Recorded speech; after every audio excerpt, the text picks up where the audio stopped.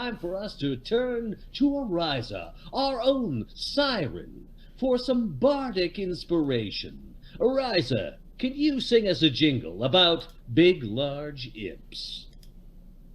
Well, it's as they say. I like big, large imps, and I cannot lie. You other buyers can't deny.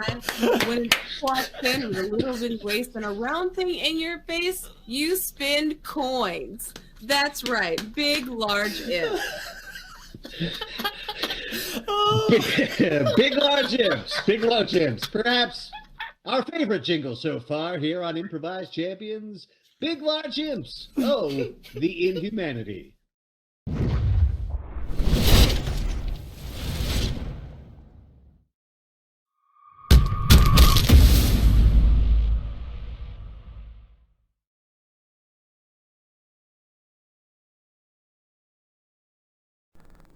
Embrace the awkward silence.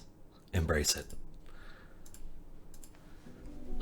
Good afternoon and welcome to Idle Insights. My name is Dylan and I'm coming to you live from the corner of my living room.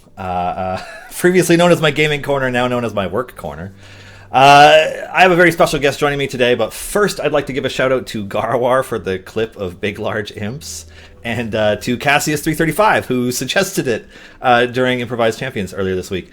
I'd also like to give a huge shout out and thank you to our moderator and co-producer Jay, and of course, huge thanks to Dungeons & Dragons for hosting us on the official D&D Twitch. It is and will always be an honor to be here. Now, my guest today joined us a few years ago to take over the reins of narrative development and managed a live service for Idle Champions. He used to work on the D&D team at Wizards of the Coast, where he actually helped Codename Entertainment develop Idle Champions to begin with, making sure that we do everything as D&D as possible. And really, that's actually what he pretty much does now as well. He's also an experienced board game designer who helped make board games like, I want to say Risk Legacy and Betrayal at Baldur's Gate.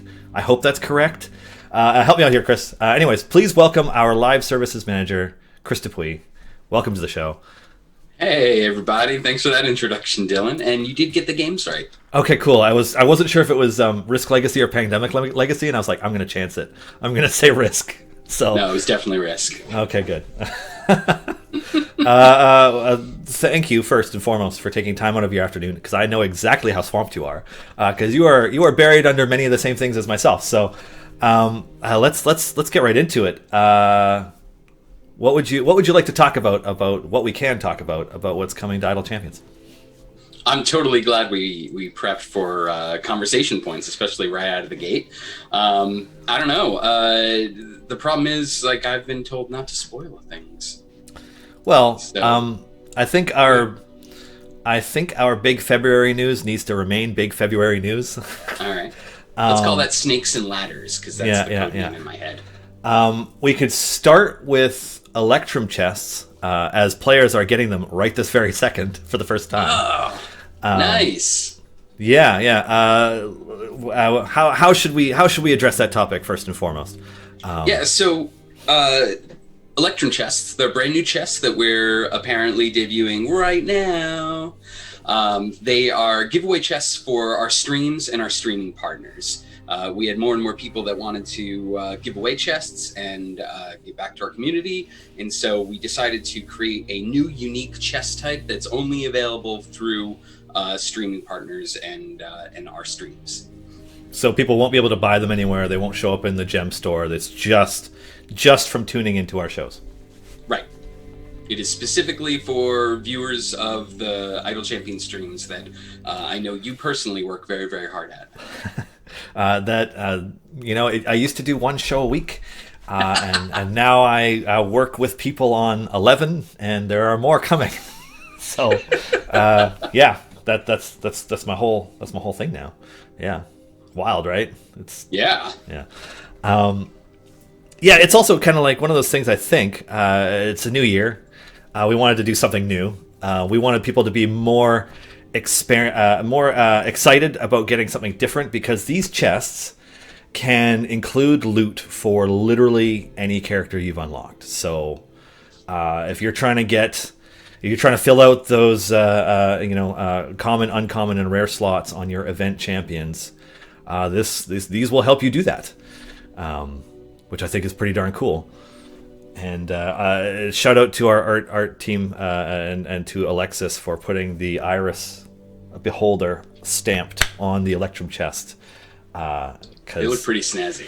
Well, you know, it's one of those things where like Electrum is a real thing, and in D&D it tends to look like kind of like a silver coin, and it's in between silver and gold. It's like, well, we have silver chests and we have gold chests. How can we make Electrum look Electrum?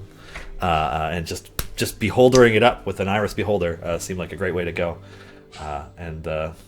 Yeah. So we should probably talk about each individual type of thing that players can inspect in chests. I know that unlike other chests in the when they're opening them, it has a longer explanation of the contents, but we should probably go over that at least once so that it can be clipped and highlighted and referred to. So Electron Chests have 5 cards in it. Each one is keyed to a specific item type. So we have one card is going to give you a collection of gems, either a common, rare, or uncommon. One card will give you potions. One card will give you blacksmith contracts. One card will give you bounty contracts. And one card will give you equipment. And as you previously stated, the equipment is for any unlocked champion, whether it be core, evergreen, or event.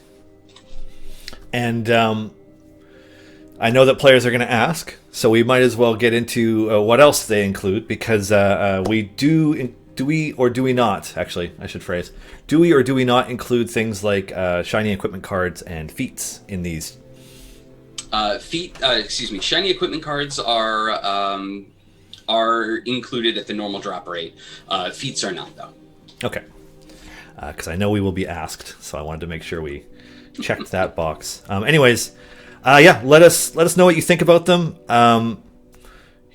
We're pretty pretty excited to try them out, and it's also just to give out something new. I mean, you can get gear for all of your characters with it, so pretty cool. And then these will start to roll out across all of our shows, and that is the only place they will be. So that's cool. Moving on from that, we have lots of things we can talk about, potentially, I think. Without getting into too much of spoilery territory, because we don't want to take the wind out of the sails of Griddle Champions on Friday in terms of they get to debut the next champion. But what can you tell us about your personal creation that is this weird 3-in-1 character? Wow. Well, so the character has 3 unique voices, which was very interesting to work on the equipment for, because you want to not only explain the character of them together, but also of them separate. And I think I've spent a little bit extra time trying to dial down to the core of what each character is. I worked with Scott Fitzgerald Gray, who writes the dialogue for all of our adventures, and he did a really great job. I kind of gave him some voice overviews, like this character speaks like this character has this kind of quirk, and he did a great job sort of imbuing them with life. And we'll see more of the character than just the event launch, because they're going to their birth, as it is, takes place in the next content update right after their event. So you get a little bit of a prequel adventure after you're introduced to them. Sorry, somebody in chat's like Lost Vikings confirmed. I'm like, wow, that's that's a deep cut. Yeah. Wow, you were gaming a long time ago, sir, because that's not a new reference. Okay, and what else can you share about? What do you like? What are you excited about with this one? What am I excited about? I am. You don't want to take the sales out of Griddle Champions. Well, they get to. So what's going to happen? I'm excited about this. Yeah, the best looking boss we've done so far, who's totally stunned right now. Ivy, one of our newest artists, did this, and oh my god, she just blew us all away with it. And then the Zariel swoop, it looks so good. Yeah. Stuff's happening in the Descent into Avernus campaign, by the way, if anybody's played this week's update. That totally distracted me from the question I was going to ask. Okay, so on Friday, just to give everybody a little bit of a preview, Griddle Champions is going to debut the portrait and character art for the next champion coming to the game next week. At which time, we plan to release the champion spotlight. It really depends on whether or not we can get everything finished for it in time. But there should also be a champion spotlight to go with it. So that's where we'll get into the details and the meat of the character and share the visual, because we're not going to share the visual today. But you could talk about their design, their races, what they are. You can talk about, what you were going for with it, how it fits together. Just heck, you can even talk about their abilities. It's just we're not going to get into the deep specifics until the spotlight comes out, and we're not going to share the art just yet. I swear, the next time I'm on your show, we're gonna have a bulleted breakdown list of stuff we're gonna talk about. It's in the Idle Insights channel. I already put it there. I is ashamed. I'm sorry, my friend. All right, let's talk about the new champion without talking about the new champion. The new champion is actually, it's a bit of 3 champions in one. Not only because there's 3 unique voices that all combine together to form spoilers, Voltron, which by the way, when they combine together, their name is not a typo. It's just the way they write. And so the champion has different abilities based on where it is in the formation, whether it's on the front of the formation, the middle of the formation, or the back of the formation. Each one gives the 1/3 of the champion a chance to shine in terms of the flavor of the abilities and what they're doing. And we did a little unique thing with the event where each of the event variants is based on one of those forms of the champion. And so there's a little bit of a tutorial built into the event to help to introduce you to all the different ways that you can use this champion. Okay. Yeah, that was the thing that I thought was especially interesting when I looked at the design, because sometimes I get to help with the design process and get an insight into it further out. And this was one of the ones where I'm like, all right, it's coming next week. What do I got to know? And it's essentially 3 characters in one, versatile enough to do something different depending on where in the formation they are, with 3 different sets of abilities, kind of. And but they share one trench coat. Is that correct? Yes, they do. They do, and there's a part of the prequel is how they find that trench coat. I'm not even kidding. It's amazing. Wow. Okay. I have had a lot of fun proofing that adventure over the past couple of days. Yeah. Tell me, I suppose people like this is. I mean, it's 3 kobolds in a trench coat. Will it be kobolds or will it be humans, or what is it going to count as? What can we talk about now?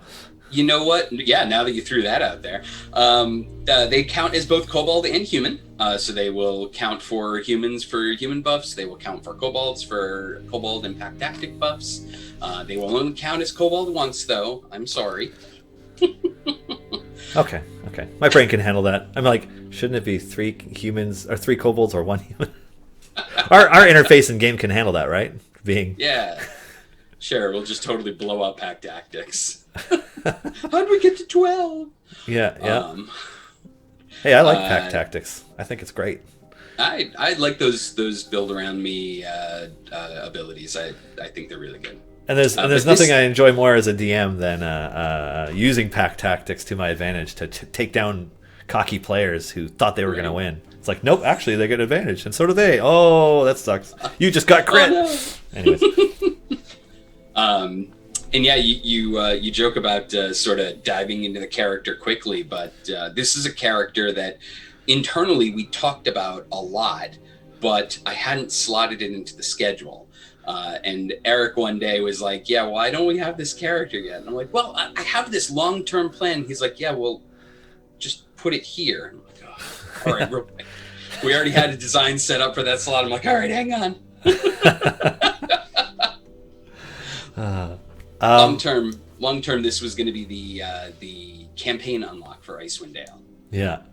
OG17 has a really interesting question in that: does this character do anything strange stat-wise, or does it share a static set of ability scores? It shares a static set of ability scores, some of which are a little questionable given their koboldiness, but you just have to imagine that they're working together to help that stat. So it's the cumulative effect of three of them together is what makes their stats. 3/8 makes it 13, right? Yeah, totally. Well, I mean, kobolds don't kobolds have like 4 or 6 strength? Oh, they're low. Yeah, they're super low. These guys are a little bit more eloquent, though. Yeah, I distinctly remember Chris Perkins saying that like there's basically nothing lower than a kobold in the hierarchy of sentient races in D&D. So I think he proved that with Spurt. Yeah. Okay, what else? Let's see. Mr. Negaton asks, is the top kobold determined by which row they're in? That is exactly right. Cool. So anyways, we're done with that topic. Nobody wants to hear anything else, obviously. Cool. Onwards. What else can we spoil? Yeah. What else can we spoil? I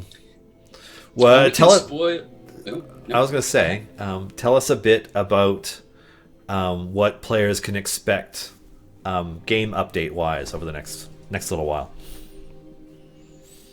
What players can expect game update-wise for the next little while? Well, we just had Descent 9. Talking about snakes and ladders?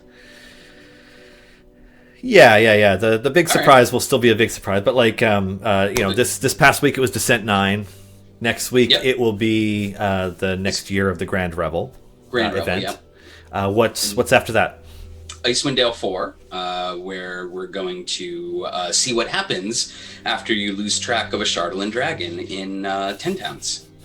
Spoiler alert, it's not good. This is a dark time for 10 Towns in Icewind Dale 4.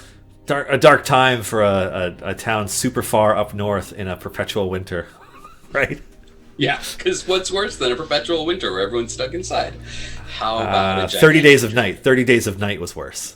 It's like perpetual winter, everybody stuck inside, and vampires. Are there going to be vampires? No, I'm kidding. Actually, no. There are kobold vampires or vampiric kobolds or something like that in the Icewind Dale book, right? There is, but we have to wait until Icewind Dale 5 to meet them. Okay. What else can we talk about that's fun, that's coming up? We have teased that we will be doing a new Evergreen or Evergreens this year. Is there anything you can share about that? Yeah. I'm just going to throw it out there because it's going to be out there soon. Rhea is our next Evergreen champion, and she will be coming out soon. TBD. Soon TM. Soon TM. Those that have gotten through Descent 9 and claimed the Sword of Zariel know that Rhea is the one that grabs it and is transformed, and she's going to be our next Evergreen champion, which is very exciting. And I'm sorry for the spoilers for those that haven't gotten through the last thing we released yesterday. I feel like a lot of the time they're waiting for the update to come out because they've completed everything, and then they just blast through it in an afternoon. That's what it feels like. But I logged in and I'm like, no, I'm still on Bill's. Yeah, but I'm also sure there are people who haven't got that far yet. There's a badass Super Saiyan moment for Rhea in the update. So I thought that was pretty cool.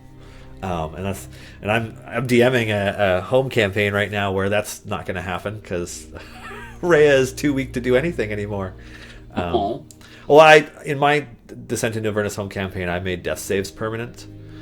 So if you've ever failed one, it's failed forever, and every time you go down, you get that much closer. And she has failed death saves and is like back at El Terrell, like, yeah. Because I wanted to make it extra mean and scary for the players because they're like, oh no. I'm like, yeah, this is serious. They're like, ah. No, I think that's a great way to evoke the sense of dread and awfulness of Avernus. Yeah, it hasn't had quite the effect I hoped for. Somebody goes down and they get mad. They're like, oh no, like because if they fail, it's permanent. But I don't know. I think it's fun. They'll come around. They're just players. Or they'll die and they'll re-roll something else. We'll see. Or they'll die and they'll flip that virtual table you're all sharing. Yeah, totally. I'm not afraid of you. We're not in the same room. Yeah. Okay. What can we talk about in terms of... I mean, our February thing is the big thing, and people will hear a lot about it pretty soon. So, without getting into that, what else can we talk about our plans for, say, Q1? Can we talk about... February, March. Can I talk about anything in there? Because I think not. Okay. Well, then Q2. Let's talk about Q2. Oh, okay. No, we've got a lot of stuff lined up. We have, as everyone knows, we've sort of doubled down on streaming, and we've gotten a lot. We've learned a lot over the past years with COVID, and we're really excited to do a lot more celebratory things and really lean on that quarterly celebration feel of free stuff and come play and come back every day and just having fun. And so we've got a couple of things up our sleeves for February and March, and I think it's going to be a really exciting couple of months. Cool. Mostly because it's a really exciting couple of months now while we're in the middle of it. Mm-hmm. And I can't wait till we actually get to have fun with it. I'm sure people are wondering now that Descent 9 is out, when abouts can they start to expect a Part 10? I would say that if you were expecting Part 10 anytime after April, you're probably too late, and it would probably be out before then. Okay. Somebody asked if there's a Margaret and Chris show announcement. No, but that would be all sorts of craziness. Yeah. You guys both hopped up on coffee. Just drinking coffee. It's like just drinking coffee and spoiling. Yeah. Oh, you're scaring me now. You're the one with all these leading questions, dude. Well, yeah, but I if I weren't here, and it was Margaret instead, I worry about all the stuff you guys would spoil.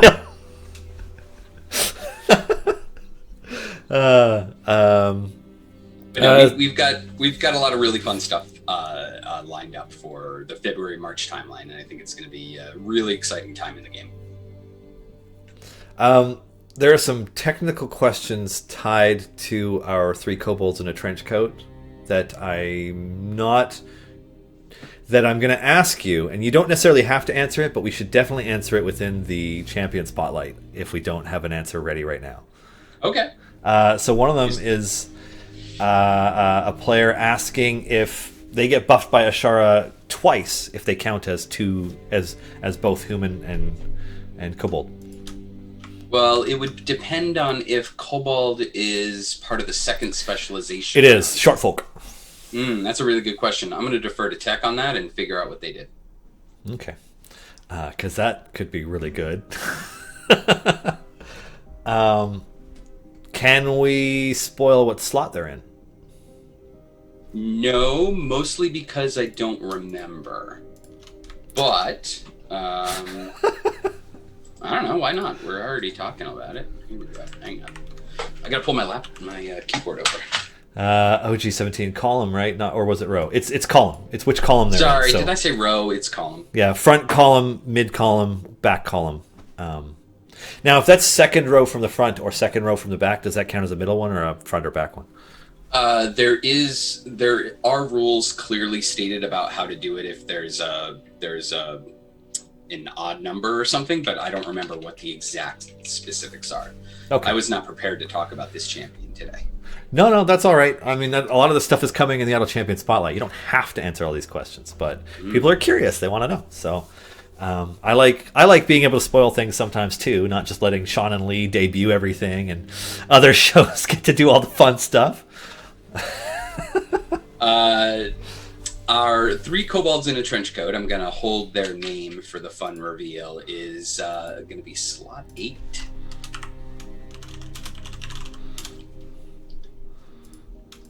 I counted the boxes right. slot 8. Okay. So once again, Delano will not be used. What else do we have for?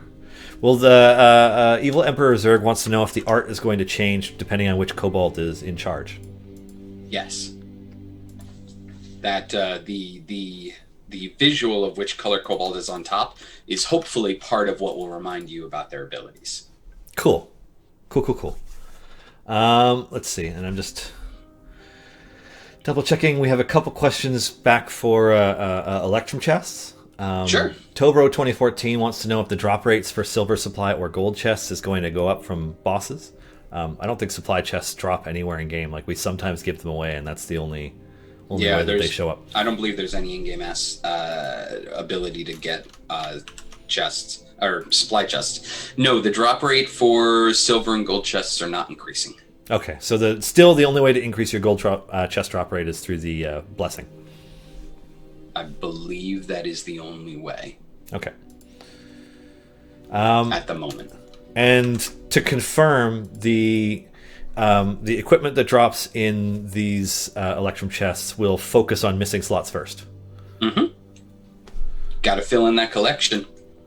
Cool. Yeah, I remember we used to get a lot of questions about, like, how am I supposed to fill this common slot if I already have all rare or epic? And it's like, that's a good point. So it's nice to be able to address that. Let's see. And I know this was answered in chat, but I want to make sure that our answer lines up. Are there any pity timers tied to Electrum Chests? The shinies will drop at the normal drop rate, but there's no pity timers. Okay. Alrighty, we have let's see, I can answer this question. Oh, this one's for you. Unrelated to anything we've asked so far. Do we have any plans for Korean patches?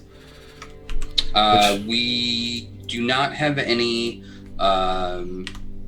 Korean patches, like physical patches or Korean. I'm not sure if they mean anything related to localization in Korean or a patch specifically for Korean, but at the moment, no, we don't have anything to announce on that. Okay, but that's good to know that they'd be looking for that. Yeah. Will we have any new blessings before we finish the Descent into Avernus campaign? Ooh, that's a tough question. I'm gonna say maybe. Is very close. Is very close to this Descent into Avernus campaign. Yeah, and something I want to kind of reiterate a little bit on that topic is, even though we finished the narrative of Tomb of Annihilation at part 10 or so, there was follow-up kind of like narrative resolution adventures past that, and then waves of challenging variants past it. So even though we're getting close to the climax of the Descent into Avernus campaign, it doesn't mean that we're done with the campaign. True. In fact, the latest round of blessings include more blessings for Tomb of Annihilation. Oh, what? Really? Yeah. Oh, I wasn't expecting that. Cool.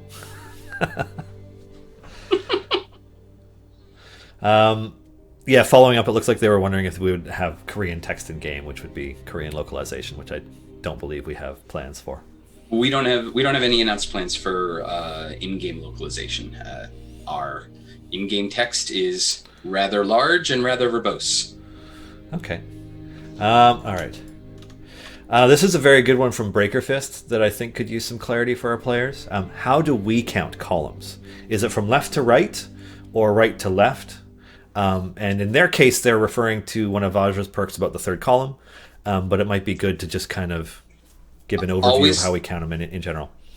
Always count from right to left. So column 1 is always the first column where your tanks are, and the last column is where the guy in the back row is, or the girl in the back row. Okay. The guy, the girl, or warden. Yes. All right. That's a good one to go. This is a good one from Mark Olin. What class will the kobolds be, and will they change classes? One, changing classes. No, they are a rogue bard class. and their class does not change based on who's on top. Okay. Rogue Bard sounds irritating. I was just thinking as a DM for a second there, I'm like, ugh.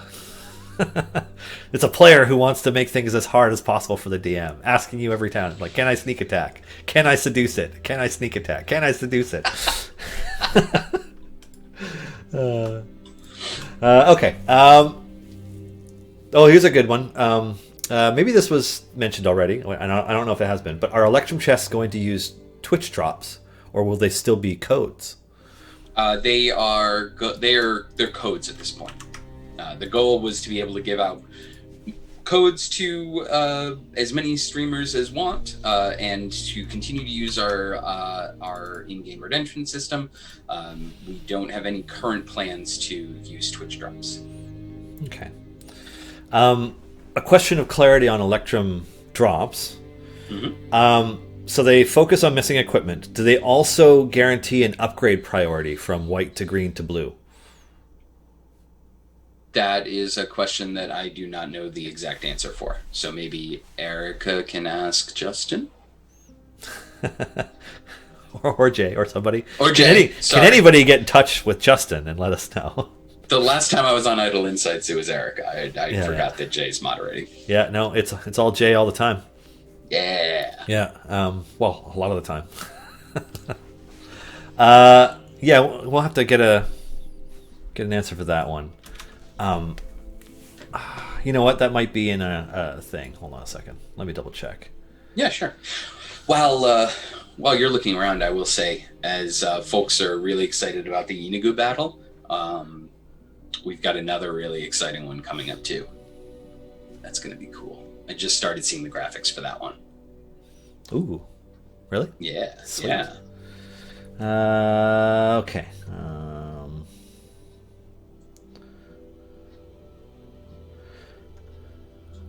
Don't see anything about prioritizing upgrades. It says that just prioritizing empty slots.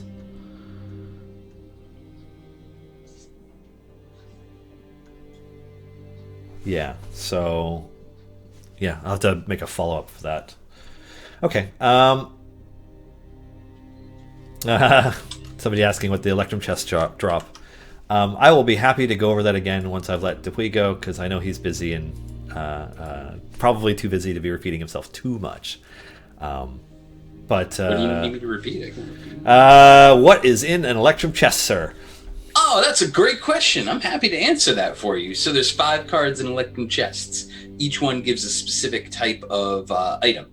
So potions, blacksmith contracts, bounty contracts, equipment for any unlocked champion, and gems. So this will also be the first chest that has gems in it. So Cool. Get you those skins and feats. And Jay is reaching out to Justin about upgrade priority. Okay. Let's see. Is filling in the collection, does it include... Okay, I'm not sure if I understand this question. Is filling in the collection including the ones that are already capped? So what I think they mean is if they already have full epics, will it try to fill the empty slots? If they already have full epics, will it try to fill their common or uncommon slots? I believe it would, but it might not add any item levels because the epic's capped, but I'm not 100% sure. Yeah. I mean, where do our epics even cap? I know the ultimate cooldown ones eventually, stop, but the other slots don't really. No, I think it's just ultimate cooldown. There may be some specific formation abilities that are capped, but they're very rare as far as I remember. Okay. Let's see. Has anybody ever asked about the 1002 kill wall and how monster damage scales up by E6 and possibly moving that closer to the new ban wall? No, I haven't had a specific question on that, but that's another one I'm gonna send over to Justin. Apparently, the new champion will count for both human and short folk. That's potent. Yeah. Huh. Interesting. Okay.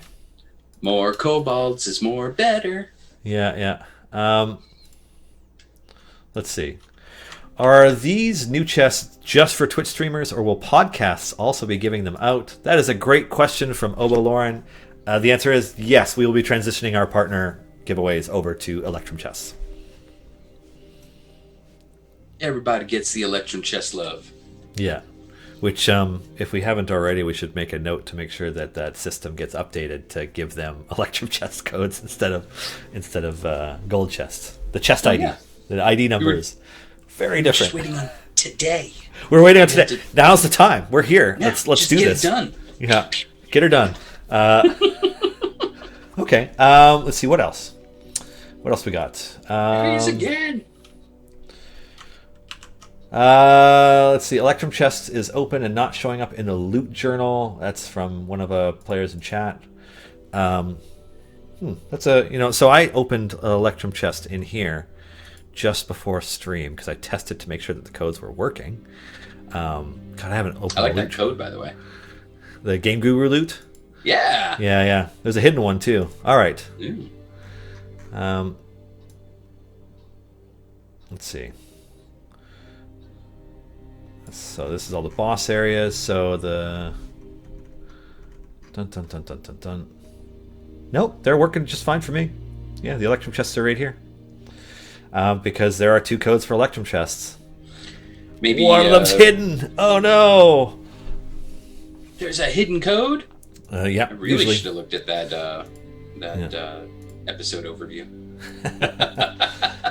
Yeah. I need to refresh my memory because I can't remember what I made it. Oh, I remember what I made it now. All right. It's not that difficult. They'll find it. Okay. What else do we have for questions? Bump. Okay, yeah. It does not prioritize gear upgrades. Prioritizes empty slots, but not upgrades. Alrighty. How many evil champions do we have coming up? That's a good question. That is a good question. That character counts as evil. And after that... What? I can't think of any after that, to be honest. No, after that we're pretty light on. It's going to be a good year. I need a sad sound to play there.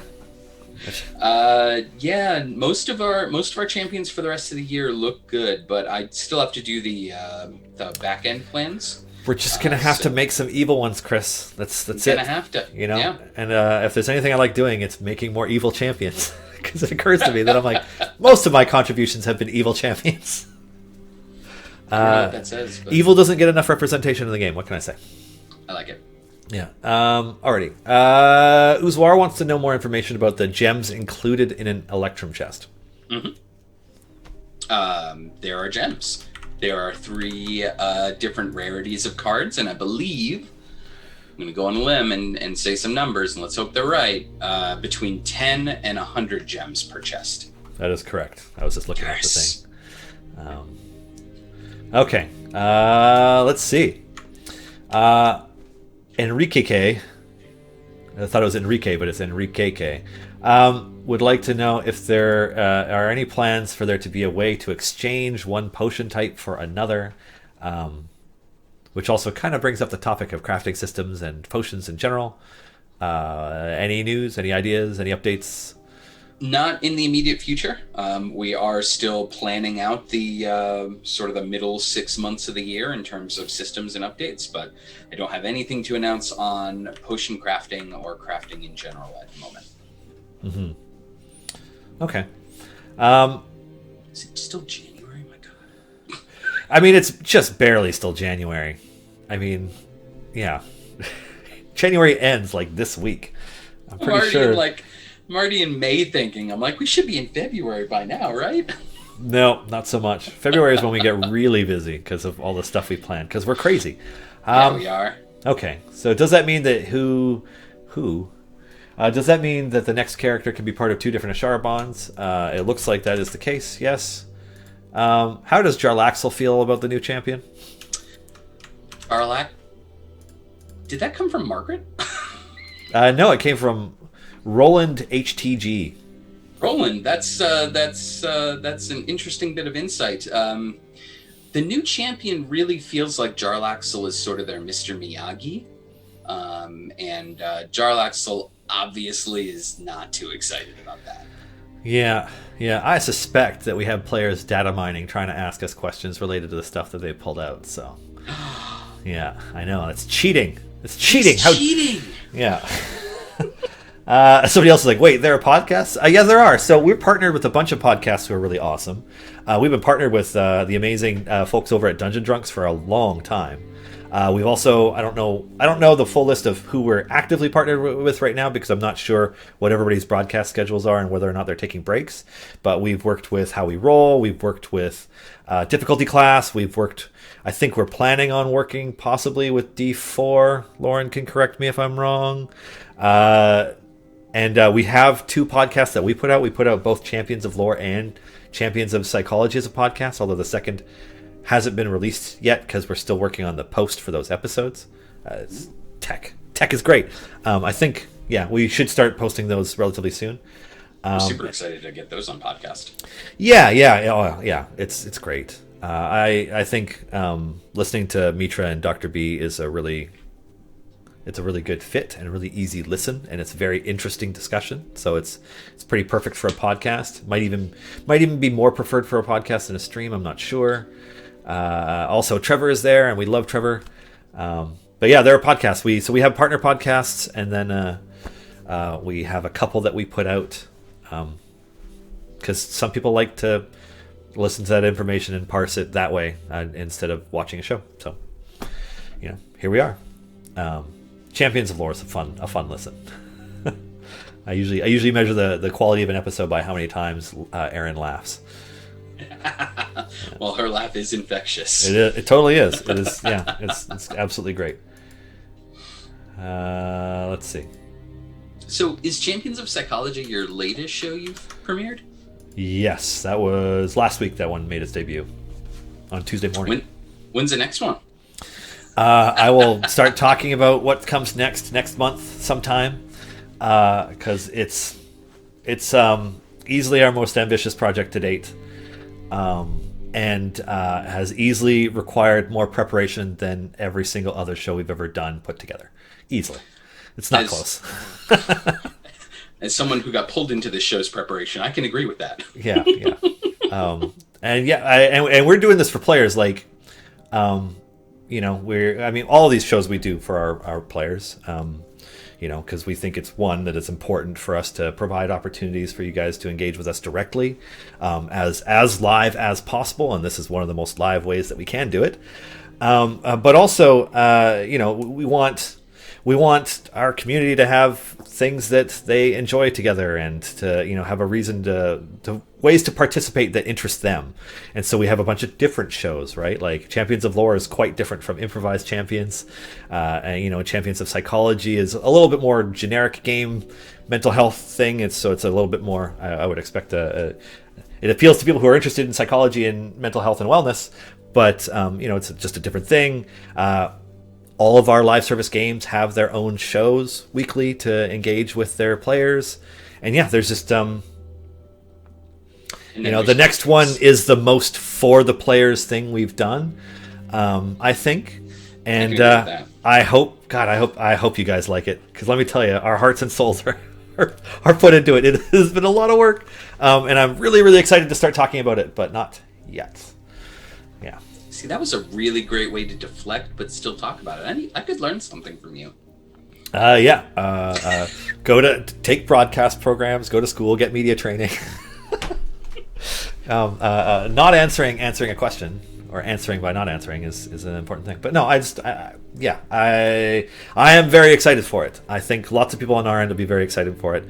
If you ask our devs how they feel about it, they're like, "Go away, we're busy." But they'll be happy about it once it's live. Yeah, they're cranky about it today because they're in the trenches. It's true. Fun. Well, I did ask earlier in this week. I'm like, "Hey, Peter, what are the chances I could have a developer on stream to talk about the state of the game?" And he's like, "No, we're busy working for you." I'm like, "Fair enough." So,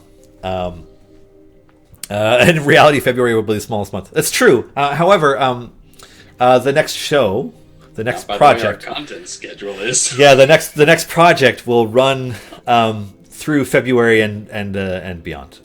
Yeah, there's a lot of it, yeah, we will start talking about it pretty soon. And we have a lot of really awesome announcements in February, like just tons of them. As somebody who works in marketing, I've been busy before, especially with Codename, but never this busy. Never so busy that we're pulling in everybody else as well. Yeah, everybody else is a really good point. I think every single person that touches Idle Champions is involved in this endeavor, and it's super cool to have us all working together. And I know that Sean isn't really involved in it yet, but he will be once it's going. Oh yeah, for sure. But help tickets. No, I'm kidding. Alrighty, what else can let's see, questions.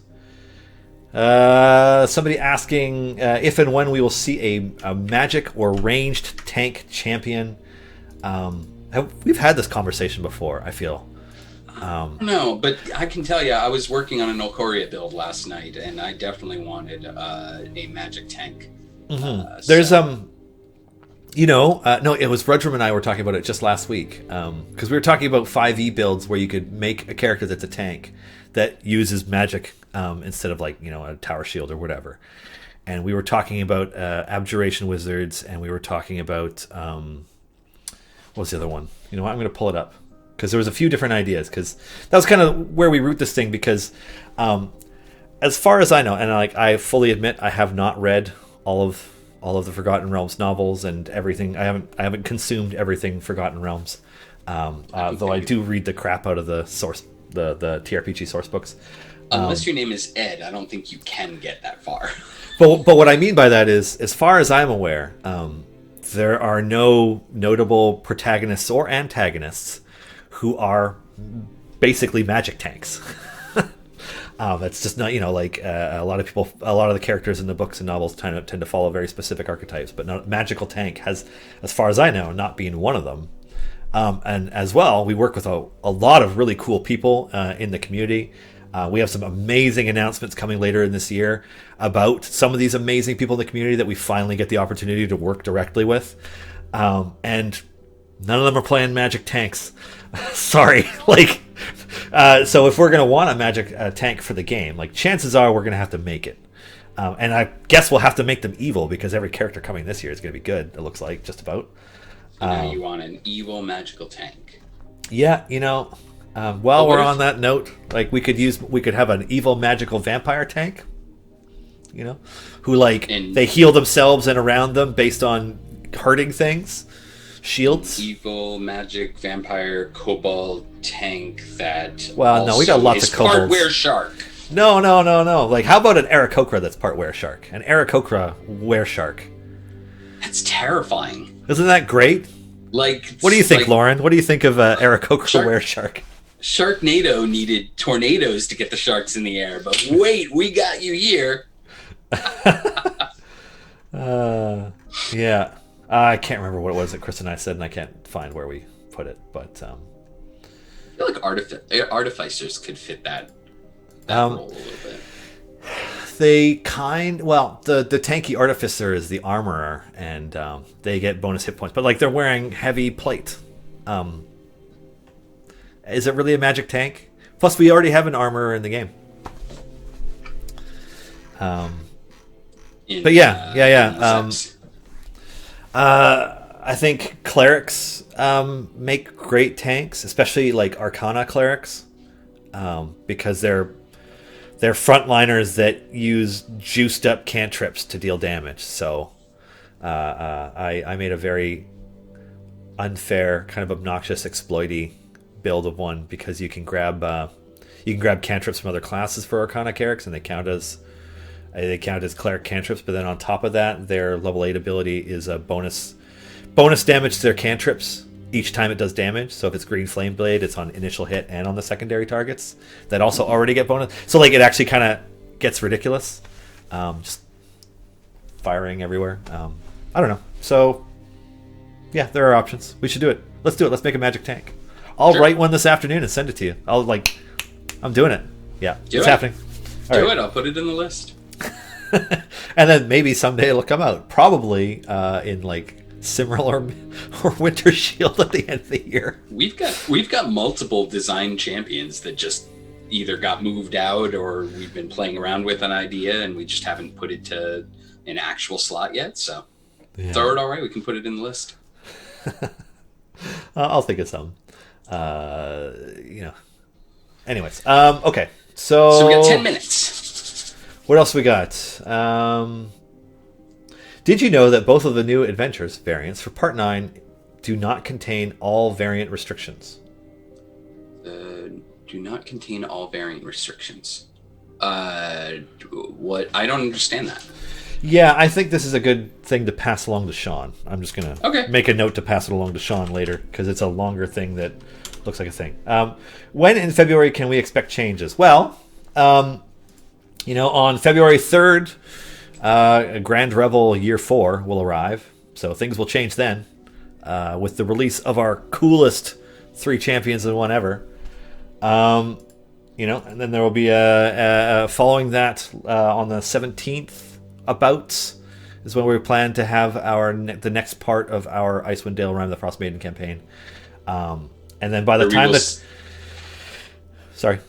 where we will see the introduction to our February 3rd champion. Yeah, and then the week of the 24th, we'll see so much news and so much cool stuff happening. You won't even know how to handle it. It'll be too much. Yeah, by the time it's February is like a tide where like it just kind of like rolls in and it's like comes crashing down on our players. Like all these things you can do and watch and participate in. It's gonna be fun. I agree. Let's see.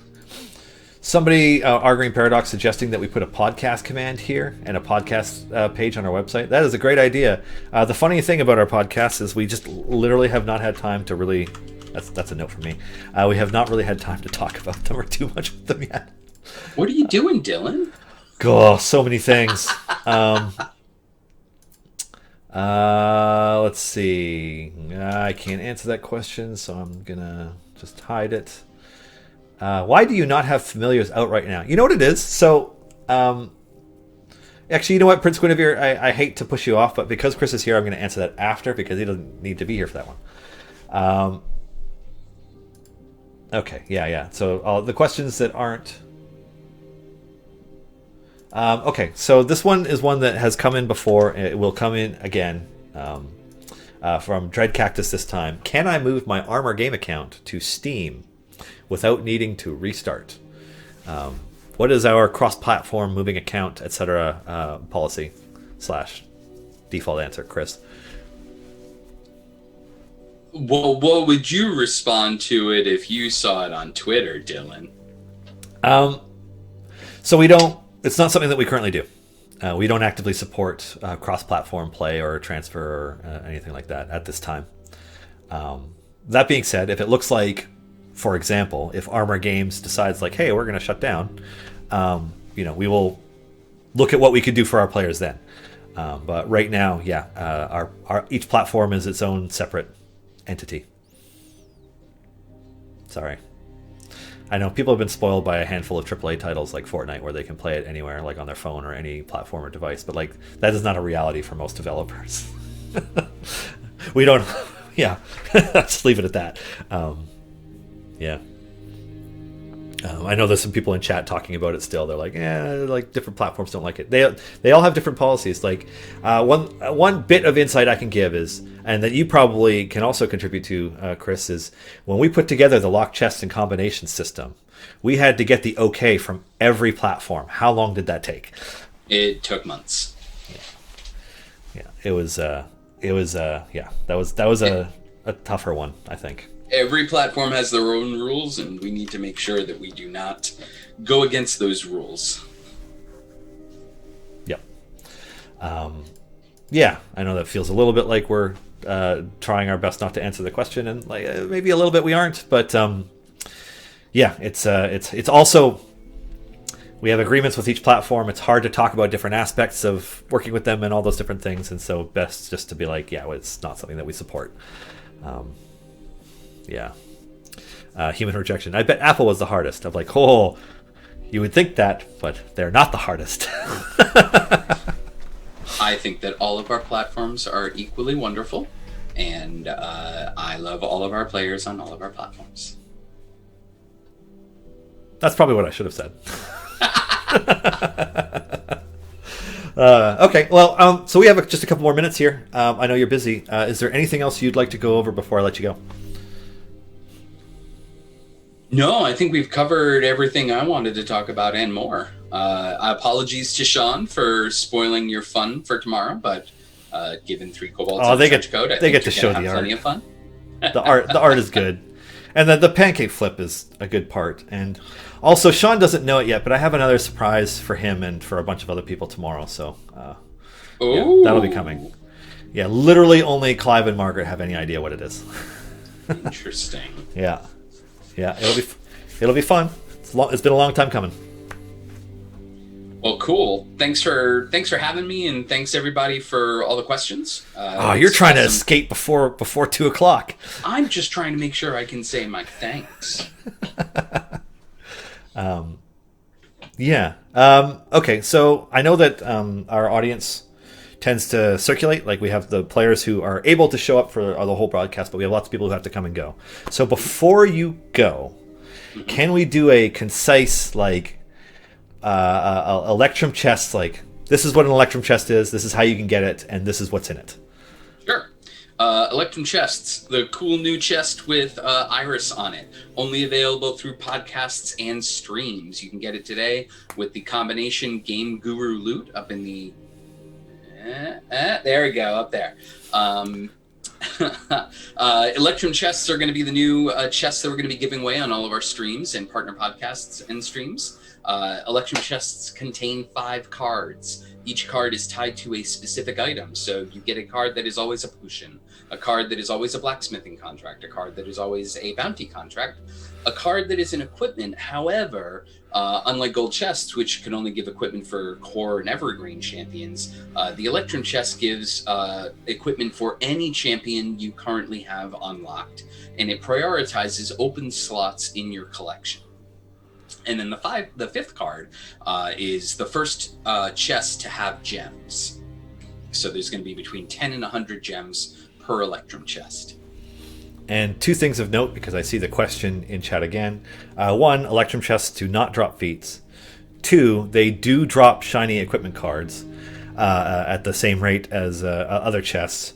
And 3, the equipment that they drop is common, uncommon, and rare, with no pity timer for an epic, because it doesn't drop epic equipment. Yeah. Also, there's a hidden code that also gives Electrum Chests called Electrum Loot, which I knew they'd find. I'm gonna put that in my game. Yeah. Get your Electrum Chest. Okay, well, thank you for joining me. I know I only asked you yesterday, and you're like, sure. So I appreciate you taking time out of your afternoon to join me.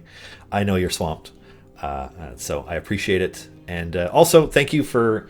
I don't know how much everybody notices because we all work remotely, but I see the times that you log in and out on Mattermost and stuff, and I see the time that you put in when you can, and I appreciate all the extra work that you do, and I think the players do too, because it shows in the quality of our adventures and the quality of the narratives and where we're going forward and how cool our Descent 9 was and where Descent 10's going and all the other cool stuff. So thank you for being awesome and for joining me today. Thanks, man. That means a lot. That was very thoughtful.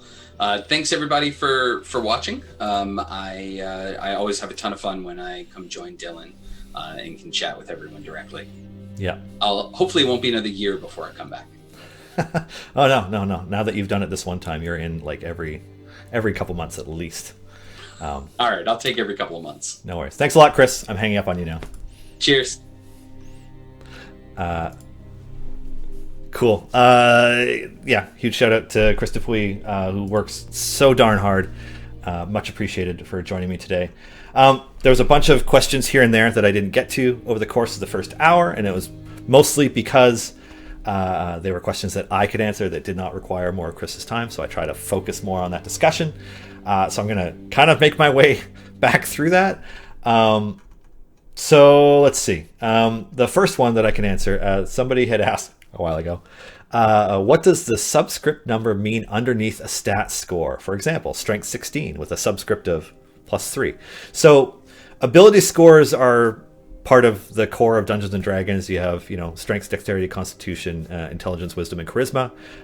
They are the core stats around which you build your character and their identity and their class, and it all kind of ties together. And so we've kept that as a mechanic in the game that primarily impacts whether or not champions are available for different variants and whether or not they're affected by each other's formation abilities.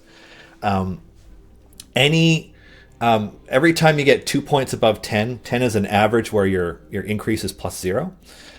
For each 2 points above or below it, you get a +1 or a -1 to that stat. So if you have 16 of a stat, you have +3 in it. If you have 18 of a stat, you have +4 in it, etc.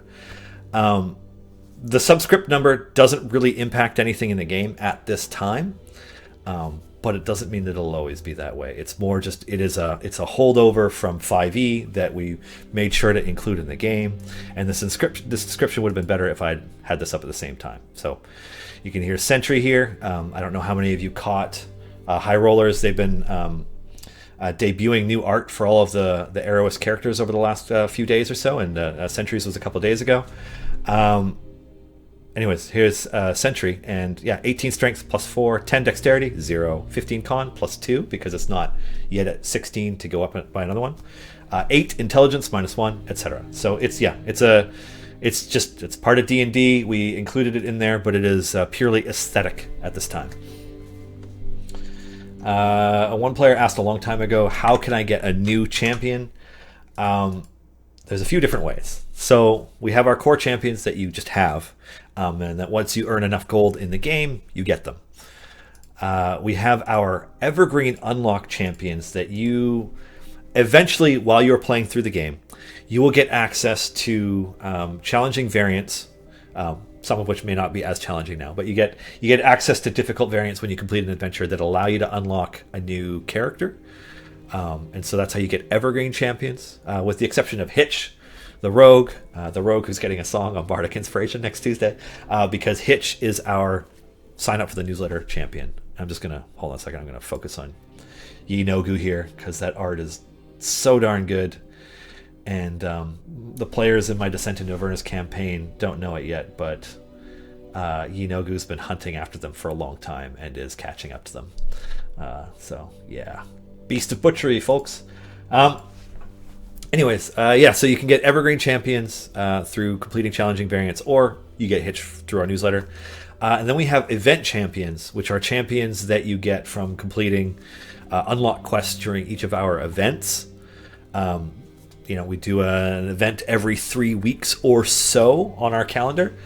With having just completed an event where Talon Uran was available for the first time, and next week another champion who may or may not be human or may or may not be 3 kobolds in a trench coat will be available for the first time. And then we also have time gates. Time gates are where you can unlock all the rest of your characters. You can unlock all of the event champions and previous event champions that are no longer accessible. We do time gates on weekends in between events, which means that yes, there will be a time gate starting tomorrow at about 12 p.m. Pacific, and you can also open your own time gates as you collect enough time gate pieces. So that is how you get a champion. Already, I did cover this question. I know D4 submitted stuff to you from Lauren. Thanks, Lauren. Yeah, I could have sworn they had, but I wasn't sure. It's a good cast of folks. We met a bunch of them at D&D Live. Awesome people. When in February can we expect changes? Oh no, I did do that one. Okay. Why do you not have familiars out right now? Okay, so Prince Guinevere, who asked this question. I originally, when this started, I had familiars out because they're part of this formation. Like if I click my formation button down here, boom, they're all back. The reason I got rid of them was because they stun out enemies in the background, as you can see, and I'm not actively using them right now for anything, so they're just kind of extra. But I also I wanted the progression through the areas in the background behind me on stream to be a little slower. I'm purposefully not using any any significant speed buffs or anything like that to really increase things, just because I wanted it to be a little bit less distracting. Because I personally find it distracting when the background's moving too quickly while I'm streaming. So that's really it. That's the only reason that I'm not using familiars at the moment. Okay, let's see. So is Dylan going to be in the game as a magic vampire tank with ridiculous stats? That would be super cool, but unlikely. I think we can, thinking about it more, let's talk about this, chat, because, I've been struggling to think of a good example of a character in a Forgotten Realms novel or one of the books who would make for a good champion slash hopefully evil, but like magic-based tank, because that is something that our Olcoria formations could use, and that we haven't really done. And like off the top of my head, I was just kind of like, yeah, we could do a magic vampire tank because that would be fun. Just because why not? They're, they fuel everything with blood or whatever. But is there a good character for that we could use? Because maybe there is. Yeah, I'm not sure. I'll have to think about it more. Does Ravenloft count? Like old Ravenloft? One semi-restriction is we don't have to adhere to it super closely necessarily, but we do our best to stick as close to modern 5e as possible. Esmeralda wasn't in the older Ravenloft books.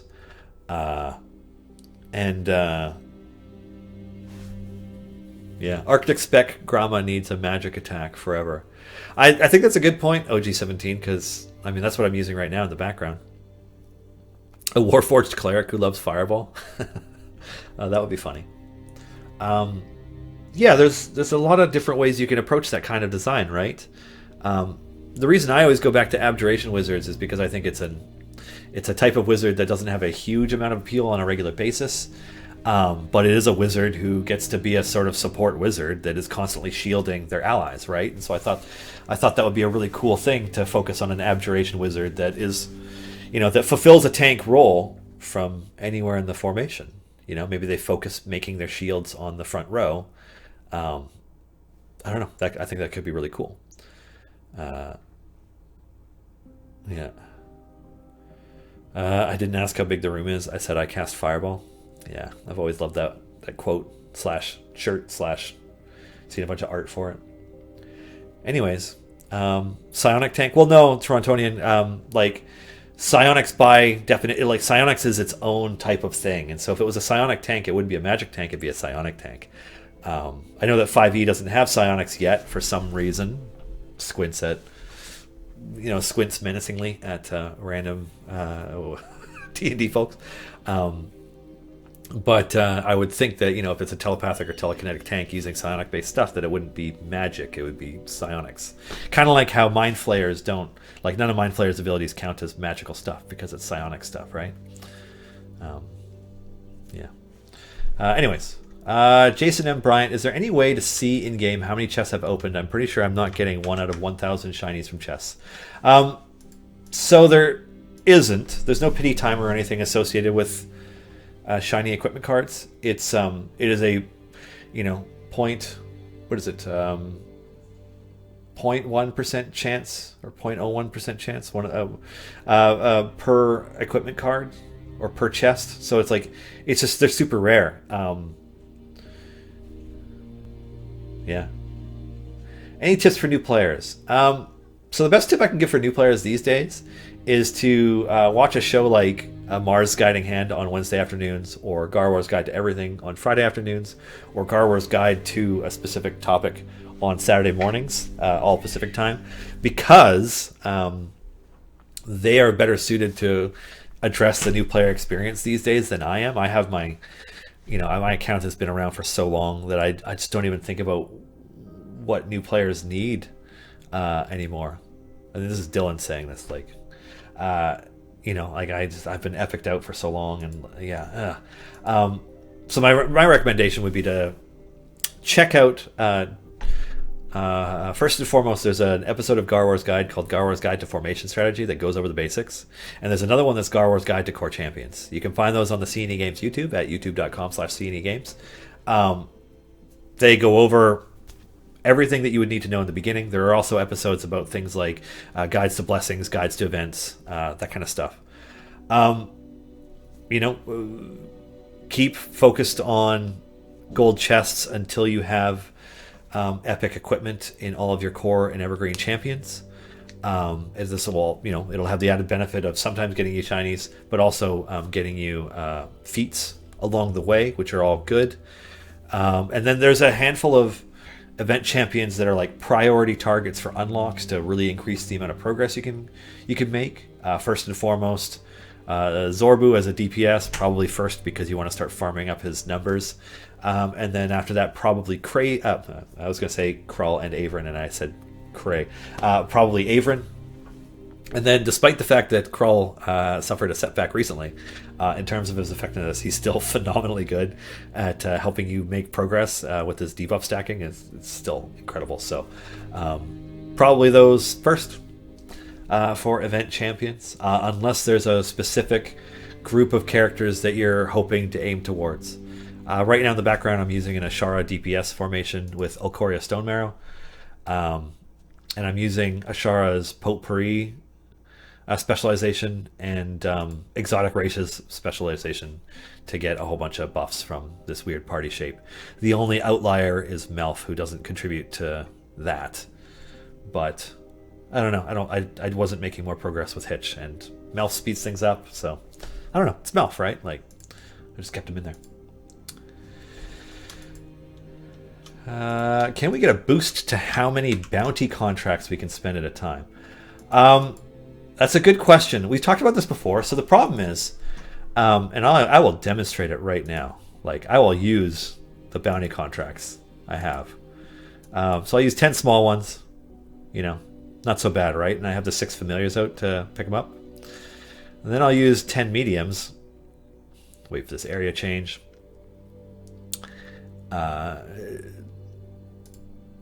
So there's like a slight stutter there. And then now I'll use 10 large bounty contracts. There's a great big pause there. And it gets worse when there are event tokens dropping at the same time. It's a lot to use at once. Okay, now I need to round these numbers up, so that's down to 90. Use 6 of these. Sorry, I need to fix this. Okay, and then at some point I'm going to have to use 90 of these and 90 of these to round it back down to 1,500 and 5,000. Oh, the worst. Anyways, it's a server call latency thing, as I understand it. So like, there's always a chance that we'll increase it, but I don't think it's something that we're really prioritizing. Yeah. Oh, I'm glad I'm not the only one who wants to leave my event contract numbers even. Yeah, you know what? I'm going to fix it right now because it's bugging me. Whoops. No, wrong button. Okay, so gotta do this 9 more times. Because then it's at 5,000, right? Then it looks cool. All this meaningless gold I'm getting. Oh, man. So I can't say that I'm super happy to be doing this 9 times. But yeah, as I understand it, it has a lot to do with, latency and sending information to the server. But anyways, two more. What's really killing me is that I had 101 large bounty contracts and now I have 90. That's the worst. Anyways. No, this isn't my dev account. This is just my account. But my account is flagged as a CNE employee. So when new stuff gets added to the game, like new DLC packs or whatever, it just automatically gets added. So, yeah. Anyways. All right. I need to take a drink for a second, and then I'll get back to these questions.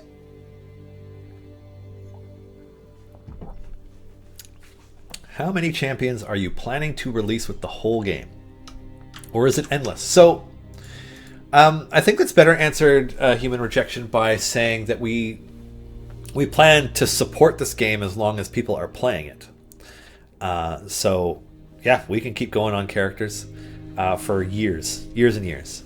We don't have a set number that we're planning to end at, and there's certainly no shortage of characters between our partner shows and Forgotten Realms novels and TRPG books, both that are out and ones that are upcoming. There's no shortage of characters, so we don't plan to what's the word I was looking for? Limit that. We're just going to keep going as long as people are playing. Alrighty. Can the dialogue writer be on Idle Insights 1 week? Yeah. So, what happens with our dialogue is that Chris Dupuis, as the live services manager, he does general plot and narrative outlines, and plans how the game is going to get developed around that. But he passes the dialogue writing and the bulk of the adventure writing over to a writer named Scott Fitzgerald Gray. I think he goes by @SFGray on Twitter. Let me just double check. No, that's not right. That's Sarah Gray.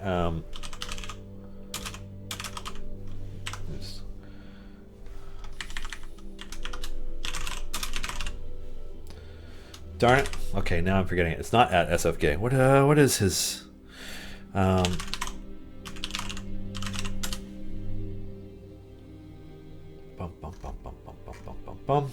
Because his website is insaneangel.com.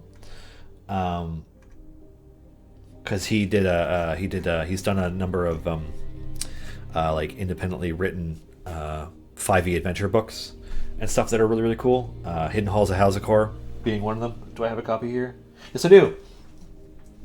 Scott did this, which is an adventure for it's like an entry-level adventure, kind of written for first-time DMs and first-time players.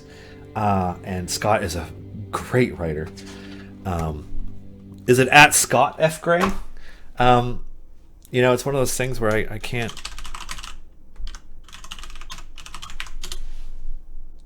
Yes, that is Scott F. Gray. Garwar posted it right. Anyways, so Scott Fitzgerald Gray, based in the interior of BC. Last I checked, he's been on. He was on the Idle Champions weekly live stream once a long time ago. I could look at bringing him back in. He writes all of our dialogue, and he also writes he's written a whole bunch of stuff that we haven't released yet that is going to be part of what we talk about in February. So that might be a good time to talk to him. Yeah. Making another note for myself. Thanks for the suggestion, by the way, Cassius. That's good.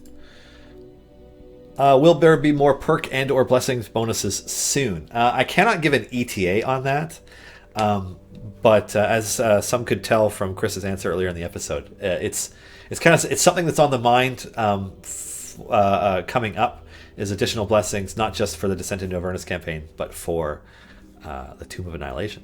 So, yeah. Let's see. A null mentor. So the Electrum Chests will replace the golden chests that are given during streams. We won't be giving away gold chests during our streams anymore. Changing things up. New year, new chests. Are there plans to do anything more with Twitch channel points? Very loosely, Human Rejection. The big thing around that is that we haven't. How do I put this? We have a bunch of plans tied to both our YouTube and our Twitch that we have not had the capacity to dive too deeply into because we've just been busy. Is really it.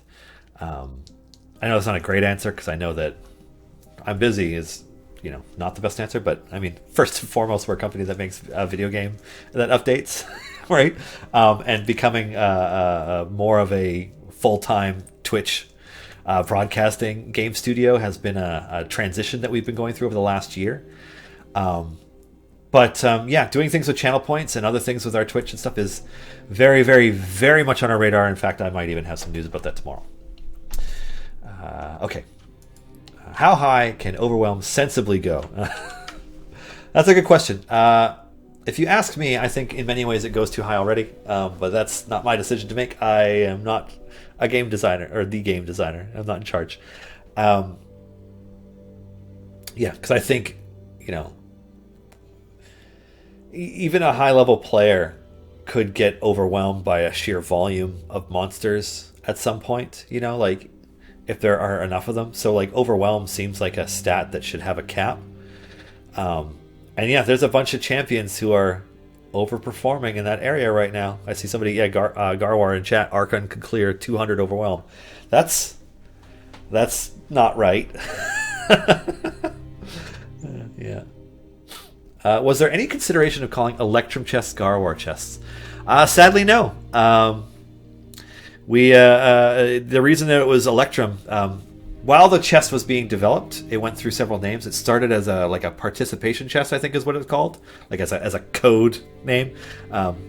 And that was as we were working on the chest contents and testing it out and making sure everything works. And we tested a bunch of iterations of what dropped and what quantities and so on and so forth. But it settled on Electrum because Electrum is the currency in between silver and gold in the Forgotten Realms, and so that's why it's Electrum. Yeah. Can we at least get a boost for the tiny and small bounty contracts, or is that tougher to divvy up? I don't know that it's can be set to be a different thing than how the other chests are, how the other contracts are used, Trontonian. So I'll tell you what, I'm going to make a note for devs. I think that's for the right person. And maybe we can look into it. All right. Is Melf the only Archmage because he's not huge in the lore besides his spells? There are lots of Archmages, although that's not a title that is given to a lot of wizards. I mean, Archmage is kind of like a how far up are you in your like ability as a wizard? Because like Elminster is certainly at least an Archmage at this point, as is Mordenkainen and. I mean, Valindra Shadowmantle was an Archmage before becoming a Lich and so on. Like, I don't think an Archmage is a super complicated thing. It's more just like, it's once a wizard gets to a high enough level. Oh, yeah, there we go. Evil Emperor Zerg. It used to be the title for an 18th level wizard. Yeah. There's lots of them. Melf has a bunch of spells because, and I covered this actually in an interview with Luke Gygax. I want to say last year, but it might have been the year before, where a number of his spells, like Melf's Minute Meteors, came from playing D&D with his dad, Gary Gygax, and developing spells that he could use in different scenarios because he felt that a fireball blows things up too big, so he needed something that was a little bit more concentrated and a little smaller, and that he could use more than once, and he role-played through doing the research and development to create the spell Melf's Minute Meteors, and it eventually became a D&D spell. And what's interesting about that story is actually that it was the home group, like some of Luke's friends growing up, like Tensor was one of his friends. There's some spells named after him, Bigby, one of his friends. Some of the spells, they're all from, they're like legendary lore-based mages because their spells made it into D&D books. But like, that's how they interacted with it, right? Like they played D&D with Gary Gygax. Yeah, it's pretty wild. Would being able to combine smaller contracts into larger ones solve the problem without creating latency problems? I don't know. I mean, potentially, sure, but it's creating a system where we can craft higher rarity bounty contracts by using lower rarity bounty contracts is not something that we've ever really envisioned for the game. And when it comes to crafting systems, I don't know how much the devs want to use those as a way to do it. There are not currently any plans to introduce a crafting system to the game. I can confirm that yes, it's like there have been loose discussions around it, about it around the office before, but like we've never settled on any ideas that we like enough to pursue for the game. So, Right now, I don't think we can count on that happening, but you never know. We're doing year 4 events. Who knows what the future will be like by the time we get year 5, year 6, year 7 events, right? So, how can you get more bounty and blacksmith contracts from different types of chests? Morden71, I missed the beginning of the stream. How are Electrum Chests going to drop? Electrum Chests are chests that are only available through engaging with the Idle Champions community content. So our weekly live streams, our weekly podcasts, and our partner live streams and broadcasts, podcasts are the only ways you'll be able to get Electrum Chests. They will not drop from anything in the game. They will not be available in the store for money or for gems, for any other in-game currency. It is just for engaging with our community content. And for a lot of our players, that will mean they are only available through codes in like the combinations channel on the Discord or posted on the Reddit or the forums or whatever, because there are lots of players who don't engage directly with our shows and our content. But yeah, they won't be available for purchase and they won't be dropping anywhere. Alrighty. Is there any purpose on holding onto gold chests or just open them when you get them? So, Lita Freeze, at first, when you start playing the game, there is no reason to hold on to gold chests. You open them because they will get you equipment for your core and evergreen champions. And eventually all those champions will have rare equipment at least. And then after that, eventually they will all have epic equipment. At that point, maybe you want to keep going opening them because you need feats for your core champions or for event champions that you've unlocked, or maybe you'll keep going because you want to get shiny equipment cards for all of your core and evergreen champions, or maybe you're going to hold on to them because you think that an evergreen champion is about to come out, and if you have a hoard of gold chests, the day that they're released, you can open all those chests and it will prioritize unlocking equipment for them and gearing it up to epic. Which is something that a lot of players do, and it's quite successful for them. So, there's a couple times when you might consider hoarding them, but when you first start playing them, open them up. Get that rare and epic and gear and get those feats. Like, it's pretty helpful. Right now, the reason, so I have a very unusual inventory when it comes to chests. There's some extras in there. But what I was originally doing was I was keeping this so that it looked like the 2021 hidden combinations inventory still. This isn't in there, so open that. Boom. Okay, now it looks like it, because these pairs are each of the chests that are available. And last I checked, there were 11 of those combinations that had been found so far. Was that the case? Is that still the case? I've been keeping track somewhere. Hold on a second. Let me double check. I don't know if I'm at the point yet where I should be giving any hints about those. So let me just have a look-see here. Yeah, 11. So one thing I did this year that I didn't do in previous years, because I'm not always going to be the one who gives away hints, is I wrote some hints for somebody else to use in case they needed to, for a handful of them. And what else was fun was that some of these are for content creator champions. I may or may not have reached out to some of those content creators to get some like specific details from backstories to make the codes for those characters. So yeah, I think anybody hoping to unlock 2 silver Toragar chests should check out the interview I had, the last interview I had with Joe Manganello on stream. That's where the hint for that one is. Yeah, that's right. That's where I'm sending it. That is where the hint is, and the code works accordingly. All right, let's see. Baby LEG, I would also like to see Kat on Idle Insight. Every time I see Kat on Crusader, Kat's so busy drawing and can't focus as much. Would love to hear Kat talk about Warden. Okay. Yeah, I'll check in with Kat to see if there's any availability in the near future for a stream when we don't already have a planned guest. Because I'll be honest with you, I have many already scheduled guests for through February and March. So I'm not sure when Kat will be, but I'll totally reach out to Kat and see if she'd be interested in joining again. Because we used to do art streams every once in a while, and it's been a while. Alrighty. What game are you playing? I mean, currently it's Idle Champions of the Forgotten Realms, which is available on all major platforms now. Yeah, there was a time when we used to say it was available only on Steam, but there's lots of them now. Yeah. Do all C&E streams have hidden codes? No.